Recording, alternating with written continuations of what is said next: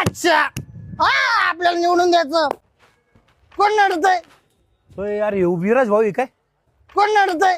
कोण नडतंय? फकडे फकडे ओ फकडे एका ठोक्यात मुती तर नाही बघा.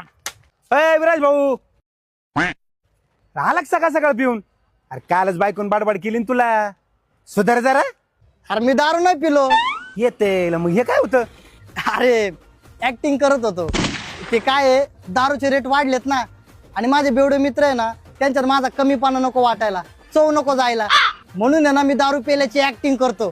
आणि ऐक ना भाऊ, कोणाला सांगू नका. येऊ का? कोण नडतंय?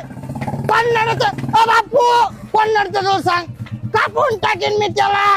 सांग. कापून टाकेन.